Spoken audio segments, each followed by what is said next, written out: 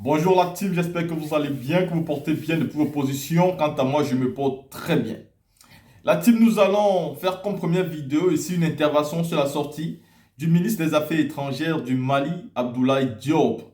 Abdoulaye Diop qui a répondu lors d'un grand séminaire aux interrogations et à certaines questions qui visent tout simplement à réprimander le Mali, le Burkina et le Niger comme si ce sont les pays qui ont les plus grandes ou bien les plus longues transitions actuellement. Oui, le ministre des Affaires étrangères veut démontrer ici que le Mali n'est pas le premier pays qui fait une longue transition et qu'il y a des pays qui sont en transition depuis 2019. Il y a des pays même comme la Libye qui sont en transition depuis 2012 et dont on n'en parle plus aujourd'hui tout simplement parce que si la Libye est en transition, c'est parce que les Occidentaux eux-mêmes ont décidé de détruire ce pays-là et voilà pourquoi ce pays se retrouve en transition aujourd'hui et donc on n'en parle pas du tout. Il y a des pays que depuis 2019, avant les élections de 2020, ils sont partis en transition avec une opposition qui a décidé de mettre ce pays-là en transition. Mais comme le coup d'état civil s'est fait, le pays continue à être gouverné et personne n'en parle. Mais à côté de ça, le ministre des Affaires étrangères a voulu souligner un point qui est très important. On dit que les Maliens sont en train de perdre face aux terroristes. Ce que le ministre des Affaires étrangères veut faire comprendre ici est que ce n'est pas parce que les terroristes arrivent peut-être à bombarder une ville ou une autre au Mali que les instances internationales vont faire des terroristes ceux qui sont en train de gagner la guerre au Mali.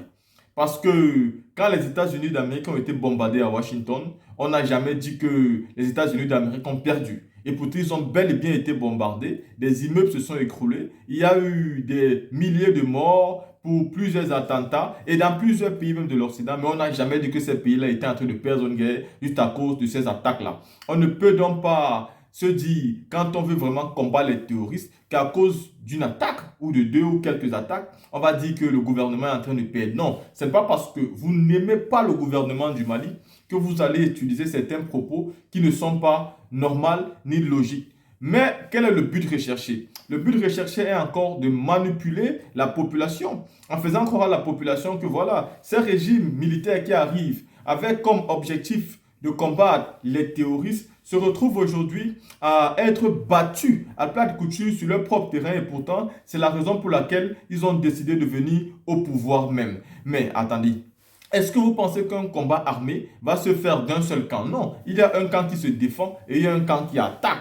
Seulement qu'aujourd'hui, les gouvernements, que ce soit du Mali ou du Burkina Faso, ont décidé aussi de contre-attaquer et de récupérer l'intégrité de leur État. Et ça, c'est quelque chose qui dérange beaucoup les bailleurs, les anciens bailleurs de fonds. On ne peut plus dire les bailleurs de fonds aujourd'hui parce qu'aujourd'hui, le Burkina comme le Mali n'attend plus absolument rien de certains pays en termes d'aide au pays du tiers-monde ou alors en termes d'aide aux pays pauvres. Non, le Mali et le Burkina ont décidé de ne plus attendre ce genre d'aide-là des pays comme la France. Voilà pourquoi ils sont en train d'arrêter tout genre d'accord. Il faudra donc respecter et reconnaître que même si le Mali est en train de se confronter, même si le Mali est en train de se battre contre les terroristes, il est logique et seulement normal que eux aussi de temps en temps puissent recevoir des bombes, des attaques parce que ces terroristes sont lourdement armés. Et ils ne sont pas armés de surcroît par n'importe qui. Ils sont armés par ces anciens bailleurs de fonds même qui sont en train de perdre totalement leur place aujourd'hui en Afrique. La team, écoutons ici l'intervention du ministre des Affaires étrangères,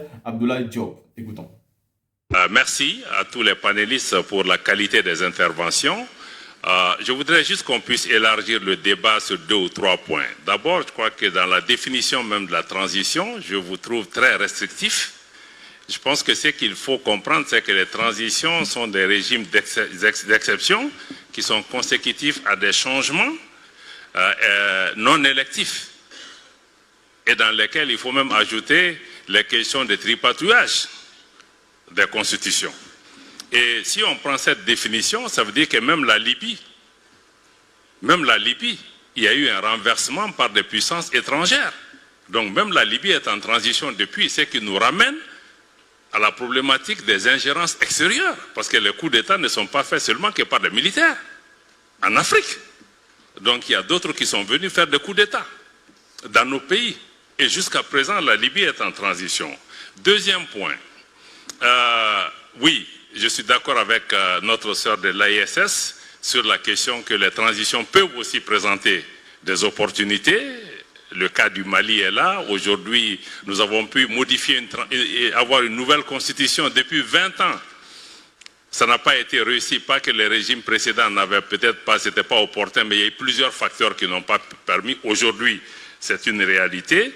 Et vous mettez aussi l'accent sur le contenu, la teneur des processus de transition, un peu moins peut-être juste sur la durée qui peut être liée aussi à certains facteurs comme les questions sécuritaires au niveau du Mali, qui me semble être important. Mais aussi le Mali, la Guinée ou le Burkina, ce n'est pas les transitions les plus longues. Hein. Il y a d'autres pays. Il y a un pays qui est en transition depuis 2019. Personne n'en parle. Quelqu'un a parlé hier, effectivement, il y a des transitions qui sont entre guillemets venimeuses. Et c'est celles qui irritent tout le monde. Mais il y a des pays en transition qui ont fini en guerre civile. Et personne n'en parle. Donc je crois qu'il faut vraiment élargir le débat quand vous parlez de ce type de questions et ne pas vous focaliser sur les transitions qu'on aime et celles qu'on n'aime pas. Le Sahel aussi, vous avez dit qu'on a extrait le Sahel. Non, c'est dans votre définition, parce que dans la définition de l'Union africaine, le Sahel va du Sénégal à la Somalie. C'est le Sahel de certains qui constituent les 5 pays ou les 6 pays. Non, je crois qu'il faut aller un peu au-delà. Votre intervention comme celle de votre voisine de la gauche, je pense qu'il est extrêmement important de comprendre que vous n'avez pas mis l'accent sur les liens, les ingérences extérieures et l'instabilité que cela crée. Je crois que ça me semble être extrêmement important, y compris le soutien au terrorisme par des acteurs étatiques étrangers. Parce que dans beaucoup de nos pays, le terrorisme est fabriqué. Si on parle même du Moyen-Orient, le Hamas, si on prend Al-Qaïda, Daesh, la plupart de ces mouvements sont créés par des officines des services de renseignement étrangers, nous le savons. Donc ce n'est pas seulement que des acteurs non étatiques, ce sont des acteurs non étatiques instrumentalisés souvent par des États. Même les rébellions dans nos pays, on sait, certains sont fomentés dans des officines, dans des services de renseignement, sur des plateaux de télévision. Donc il y a le rôle de ces forces extérieures qui sont là souvent pour créer l'instabilité. Le terrorisme, c'est une distraction.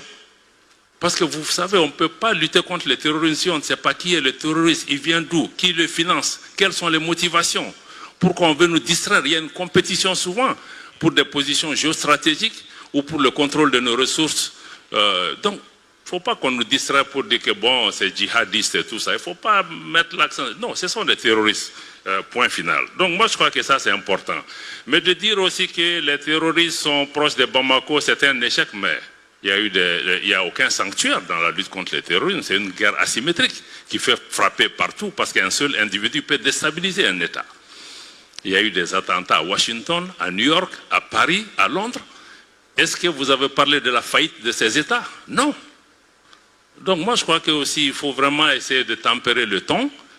Nous faisons une lutte, nous nous battons, nous faisons des sacrifices, mais quand Washington est bombardé, personne n'a dit que les États-Unis ont échoué. Merci.